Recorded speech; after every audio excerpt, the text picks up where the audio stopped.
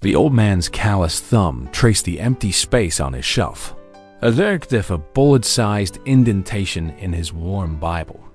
It had saved him once. That bullet, lodged right there, a metal testament to a night by a canyon fire long ago. Now it was gone. A cold dread, sharper than any winter wind, settled in his gut. Someone new, someone close, and that someone just ripped open a wound he'd spent a lifetime trying to heal. The morning sun, usually a comforting warmth on Jedediah Jed Stone's weathered face, felt like a spotlight this particular day. His ranch, a sprawling expanse of sun-baked earth and stubborn scrub brush nestled against the jagged teeth of the Sierra Nevada, had always been his sanctuary. A piece of salvaged barn wood holding his most prized possession, a King James Bible, its leather cover cracked and faded, pages brittle with age. But there was nothing, just an empty cavity. It was Billy, a scrawny, freckled kid of 16, who'd been helping out around the ranch for the past year. Billy, with his perpetually hopeful eyes and a grin that could melt ice. "Billy," he said, his voice a low rumble, "you been in my cabin?" Me? His mind, usually a quiet pool of steady thought, was now a turbulent river. The bullet. Only a handful of people knew about it, knew what it meant, and fewer still would dare touch his Bible. The implications were chilling. Someone had been in his cabin. Someone knew about the bullet. And someone had taken it. No, Jed. You know I wouldn't. A quiet rage, cold and steady, began to simmer beneath his calm exterior. He had to find out who took it. And he had a terrible feeling that finding the bullet would mean unearthing secrets he'd long buried. Secrets that would shake the very foundations of his solitary life. The silence in the cabin stretched, heavy with unspoken threats. Jed knew, with a certainty that chilled him to the bone, that this was just the beginning. Only time I'd been in here was to drop off that coffee you asked for, and that was yesterday, when you were out checking fences. He paused, his youthful face a map of confusion. "What's wrong?" was usually a welcome presence. Today, Jed barely registered his entrance. The boy seemed genuinely bewildered, his innocence radiating like the morning sun. Yet's gut, usually an infallible compass, told him it wasn't Billy. But if not Billy, then who? And why now? The bullet was gone. It had been his mother's, then his father's, but a ripple of cold fear spread through him, quick and potent like a shot of cheap whiskey. He checked again, his calloused thumb tracing the empty indentation, then ran his hand over the worn pages, as if the bullet might have somehow slipped deeper into the ancient text. Nothing. Jed? And now, his. But it wasn't the holy word that held his attention. It was the jagged, bullet-shaped tear in the thick cover. A wound in the sacred text where a .45 slug had once come to rest, stopping short of his heart. A constant, tangible reminder of a night he rarely spoke of, a night that had almost claimed him. Today, it felt like a trap. Jed, a man whose silence spoke louder than most folks' shouts, moved with the quiet efficiency of someone who'd spent a lifetime listening to the land. His boots, worn smooth by countless miles, scuffed the dusty floorboards of his small Spartan cabin. He wasn't looking for trouble. Trouble had a way of finding him. His gaze drifted to the makeshift shelf above his cot. He reached for it, his fingers, gnarled from years of wrangling cattle and taming wild horses, expecting the familiar weight of the embedded lid. Yet's breath hitched, a dry, dusty cough caught in his throat. He wasn't prone to panic. A voice, high-pitched and earnest, broke through the sudden quiet of the cabin. Billy stopped short, sensing the unusual tension radiating from the old cowboy. "Everything all right, Jed? You look like you just saw a ghost." Jed slowly turned, his gaze distant, eyes narrowed. Billy's brow furrowed. Jed didn't answer immediately. He looked at Billy, truly looked at him. He walked to the window, gazing out at the vast, unforgiving landscape. The familiar comfort of his ranch had been shattered. The sun climbed higher, relentless, burning away the last wisps of morning chill. Not to check fences or cattle, but to clear his head, to let the vastness of the land help him think. But today, he needed to observe, to listen. He pushed through the swinging doors, the sudden clamor of voices and the acrid smell of stale beer and cheap tobacco hitting him like a physical blow. The dust kicked up by his horse, Old Blue, was a familiar comfort. Then, a low murmur reached his ears, a snippet of conversation from Calhoun and a couple of other rough-looking men at the bar, loud enough for Jed to hear, but feigning drunkenness. Something about a lucky charm, or maybe a dark past. A rhythmic beat against the oppressive quiet of his mind. Calhoun. The background noise fading as a tense silence descended. He hadn't outright said anything about the bullet. He leaned against the table, his breath reeking of whiskey. Heard you've been missing something lately, but the implication was clear. It was a fishing expedition, a deliberate probe. Calhoun was playing a dangerous game, was leaning against the bar, his usual smirk plastered across his face. Then clapped a hand on the shoulder of one of his companions, a burly man with a scarred face. Just a friendly chat, Jedediah. Just a friendly chat. He turned to leave, but not before casting one last, knowing glance over his shoulder. Or was he just trying to stir up trouble? Testing Yet's reaction. He had lost something crucial in that exchange, a sense of control. Calhoun had managed to rattle him, to plant the seed of doubt, to make him question everything. The bullet wasn't just a missing item anymore. It was a weapon, and someone was wielding it against him. And the worst part? He had no idea who or why. Is that so? Some things, Jedediah, ain't meant to stay buried forever. Some secrets have a way of coming to light.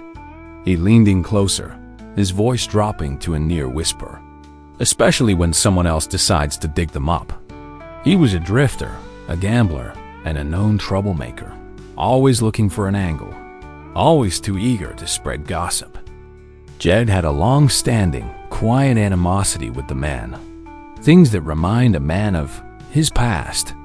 He let the words hang in the air, heavy with unspoken meaning.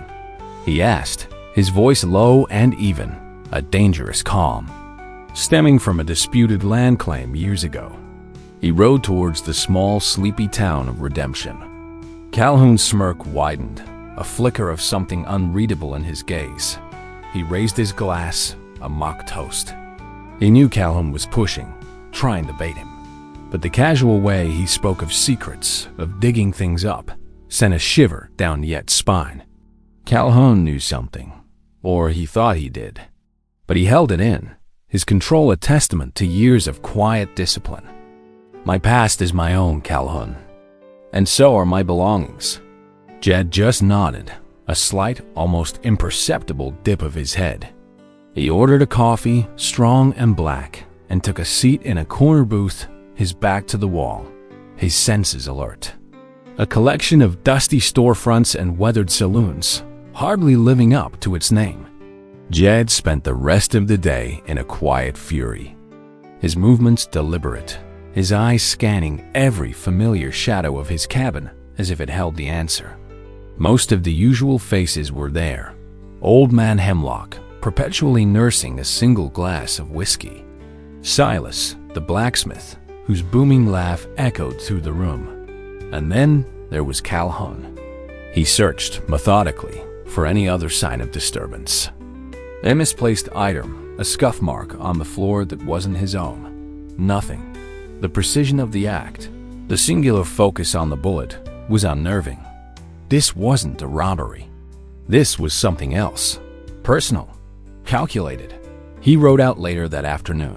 The saloon, the last chance, was the closest thing Redemption had to a social hub. Jed usually avoided it, preferring his own company. His eyes, accustomed to the wide-open spaces, quickly adjusted to the dim light. Calhoun, a man as slippery as a greased pig and twice as annoying, their eyes met across the smoky room. The conversations around him were mostly mundane, tales of dry wells and stray cattle. Double quotes, ... heard old Jedediah's got himself a secret. Calhoun slurred, Yet's jaw tightened. Jed slowly nursed his coffee, his eyes never leaving Calhoun. The man was too bold, too deliberate. Had he taken the bullet? Suddenly, Calhoun pushed off the bar, stumbling slightly, and started to walk towards Yet's booth. The air in the saloon seemed to thicken. Well, if it ain't Jedediah Stone. Calhoun slurred, a false cordiality in his voice. Yet's gaze was steady, unblinking. What would that be, Calhoun? Calhoun chuckled, a dry, grating sound. Oh, you know, little things. Things that matter. Jed felt the familiar urge to clench his fists, to wipe that smirk off Calhoun's face. Calhoun's eyes gleamed with a malicious satisfaction. Jed didn't flinch. Calhoun straightened up, chuckling again. Jed watched him go, his coffee untouched.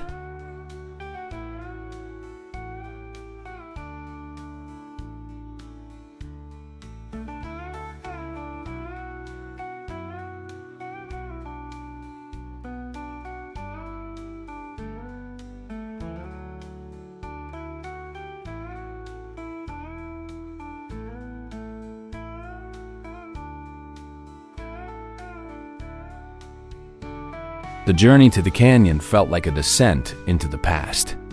Each rock, each stunted mesquite tree, seemed to whisper forgotten names, forgotten pains. Jed rode with a grim determination, the memories swirling around him like dust devils. The air grew heavy, charged with an almost palpable tension, mirroring the storm brewing within him. He reached the canyon rim just as the last sliver of twilight vanished, plunging the landscape into a deep, starless black. The wind howled through the narrow gulches, a mournful lament. He dismounted, tethering Old Blue to a scraggly bush. The familiar smell of scorched earth still lingered faintly, even after all these years. This was the place. The place where he had almost died, where his brother had become a phantom. A faint glow flickered in the distance, deeper within the canyon. A fire. A campfire. His voice devoid of emotion, though his heart was a raging tempest. He took a step closer, his gaze fixed on Caleb. And that bullet, it's missing. You wouldn't know anything about that, would you, Caleb? Yet's heart hammered against his ribs, a frantic drumbeat. Well. Yet's voice was dangerously low. Looks like we got ourselves a family reunion. He pulled a small, glinting object from his pocket. A fitting soundtrack to the maelstrom of emotion tearing through Jed. His brother finally returned, only to be caught in Calhoun's web. The truth of that night, revealed not by him, but by a manipulative schemer, broken only by the crackle of the fire and the insistent howl of the wind. Jed was caught. His land, his legacy, or his brother's ruined reputation. Perhaps even his freedom. Everything seemed lost. Calhoun had all the cards. But then, an idea, cold and sharp as a razor, cut through the despair. He had faced death once in this canyon. He wasn't afraid of it now, and he wasn't about to let Calhoun win. It was the bullet, Jed said, his voice quiet, almost too calm. Come and take it. He slowly drew his Colt, the click of the hammer echoing in the sudden, stunned silence of the canyon. The one from Yet's Bible. He tossed it in his palm, a cruel smile playing on his lips. Funny how things come back around, ain't it, Jedediah? He moved cautiously, his hand instinctively going to the Colt at his hip, its familiar weight a cold comfort. Yet's voice was like steel, cutting through the tension. A secret, and I got a way to make it public. Unless, of course, a certain piece of land changes hands. Calhoun gestured vaguely. The land claim. It was always about the land. Not so fast, old man. This little piece of lead is my insurance. Your land, Jedediah, or your brother's secret gets shouted from every rooftop in Redemption. And I reckon Caleb here wouldn't much like that. He crept closer, using the sparse scrub for cover, his eyes narrowed, straining to see through the oppressive darkness. The one he had believed dead or long gone. A wave of conflicting emotions washed over him. Shock, anger, a sliver of a long-buried hope. Desperate. After all these years, conscience finally caught up with him. He wanted to make amends, but I saw an opportunity. Calhoun sneered. He told me everything. About that night, about the bullet, and how it saved you. As he drew nearer, figures began to emerge from the flickering shadows. Two men, huddled around a small fire, their faces obscured by the shifting light. One of them, a burly figure, was none other than Calhoun. The other, however, sent a jolt of ice through Yet's veins. His voice a low rumble that cut through the silence of the canyon. Caleb. Jed. Don't let him. Calhoun's eyes widened in surprise, then narrowed into a dangerous glint. Caleb, however, simply stared, his face a mask of disbelief, then something akin to fear. Even with the years etched on his face, the lines of worry and bitterness, Jed would know that profile anywhere. Caleb.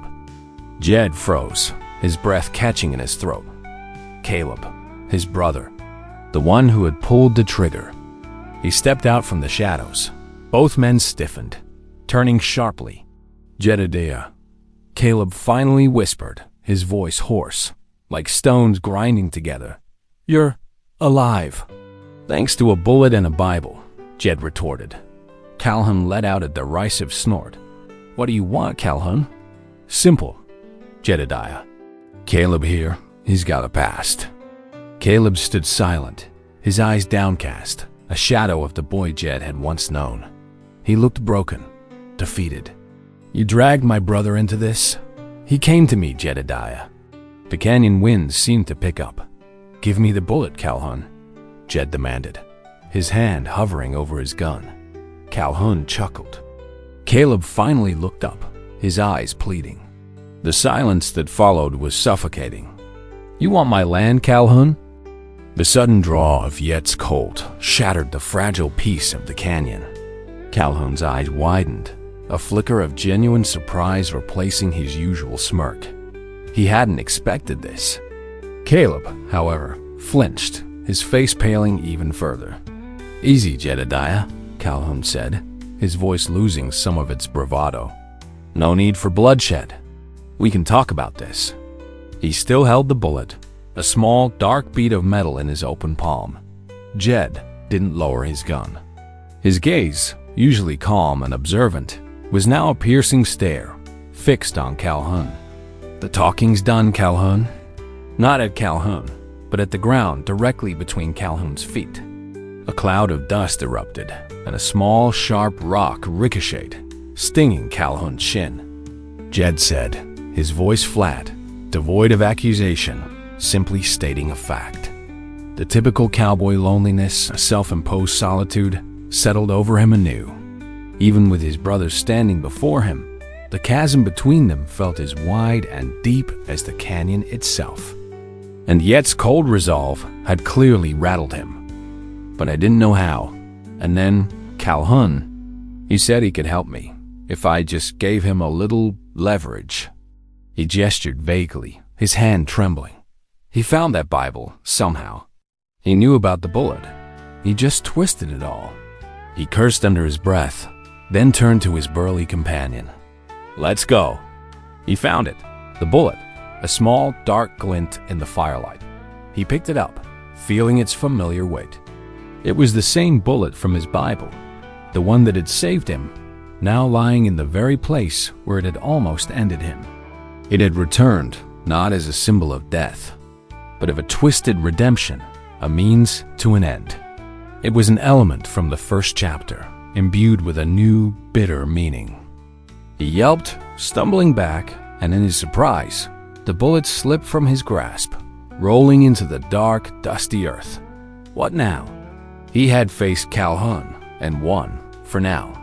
But the real confrontation, the one with his brother, was just beginning. There was a path to reconciliation, a chance to finally heal the deepest wound of all. But it came with a risk, the risk of opening old scars, of revisiting the pain that had defined so much of his life. You want my land, you'll have to take it. And you won't take it with my brother as your pawn. The path forward was unclear, fraught with uncertainty.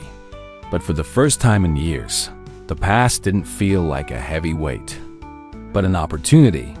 He clutched the bullet in his hand, a tangible link to a pivotal night, and took a deep breath. He was ready for the next step, courageous yet doubtful, into the unknown. Before Calhoun could react, Jed fired. "Now," Jed said, his voice low and steady, "we can either finish this here, or you can walk away and never set foot on my land again." They scrambled back, disappearing into the darkness of the canyon as quickly as they had appeared, leaving Jed and Caleb alone with the crackling fire, leaving him feeling hollowed out. There was no anger there, only a profound weariness. I didn't mean for any of this, Jed. I swear. Calhoun, he found me." He knew. He was physically unharmed, but the emotional toll was immense. He hadn't seen Caleb in decades, and their reunion was stained by Calhoun's venom. The silence that settled between them was heavy, filled with years of unspoken words, of pain and regret. Calhoun's eyes darted between Jed's unwavering gaze and the dark opening of the canyon behind him. He was a bully, not a fighter. The man, clearly intimidated, didn't argue. Jed slowly holstered his gun, the adrenaline beginning to recede. Caleb finally looked up, his eyes meeting Yet's. "He knew because you told him." "I was desperate, Jed," Caleb pleaded, his voice cracking. I wanted to come back, to make things right." Jed looked down, his eyes scanning the dusty ground. He held it in his palm, a silent question hanging in the air. Jed looked at Caleb, truly looked at him, seeing not just the broken man before him, but the boy he had once loved. The first rays of dawn painted the canyon walls in hues of orange and purple as Jed and Caleb sat by the dying embers of the fire. The tension had lessened, replaced by a fragile quiet. They had talked, or rather, Jed had listened as Caleb poured out years of regret. The bullet, now safely tucked back into its rightful place in his Bible, was no longer just a reminder of a near-death experience. It was a testament to the enduring power of survival, and perhaps of forgiveness. There was no grand declaration, no tearful embrace. A chance, just a quiet understanding, a shared glance that spoke volumes. His land, his sanctuary, felt different too. He picked up his Bible, his thumb tracing the newly returned bullet. It wasn't about the bullet anymore. A promise of a new day. A faint smile touched his lips, a rare sight on his weathered face. He was a cowboy, solitary by nature, but not entirely alone anymore. His past was no longer a shadow, but a part of him, shaping him, but no longer defining him. It was about what it represented, a life almost lost, a secret finally brought to light, and a connection, however fractured, with the only family he had left. His journey was far from over, but the heaviest burden had been lifted.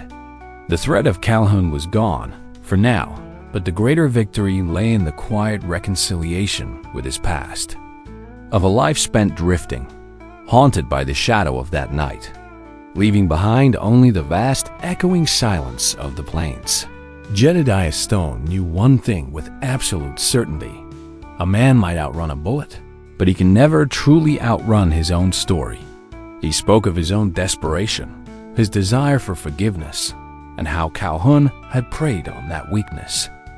Jed, in turn, spoke little, but his silence was no longer accusatory. It was an acknowledgement, a subtle understanding. He looked at Caleb, really looked at him, and saw not just the brother who had betrayed him, but the frightened boy who had made a terrible mistake. The years had taken their toll on both of them. Jed felt a lightness he hadn't experienced in decades. The old wounds were still there, etched deep, but they no longer bled. Caleb, though still distant, rode a little taller, a faint spark of hope in his eyes. But in that shared silence, a small, fragile bridge began to form across the chasm of time. They packed up their meager camp, as the sun climbed higher, casting long, dancing shadows across the rugged terrain. The journey back to Yet's ranch was different. The silence remained, but it was no longer heavy with unspoken pain. It was a comfortable silence, filled with the promise of a tentative beginning. Yet's life, once a predictable cycle of work and solitude, was irrevocably changed. As they rode across the familiar plains, the scent of sage and dust carried on the wind. Jed pulled up to the gate of his ranch, the familiar weathered wood a symbol of his enduring strength. He dismounted, and Caleb followed suit. "Stay," Jed said, his voice a low rumble, breaking the silence. It wasn't a demand, but an offering. Caleb simply nodded, a single tear tracing a path through the dust on his cheek. Jed walked to his cabin, the familiar creak of the door a comforting sound. He stepped out onto the porch, gazing at the vast, endless sky. The sun was setting, painting the horizon in fiery hues, and as the last light faded,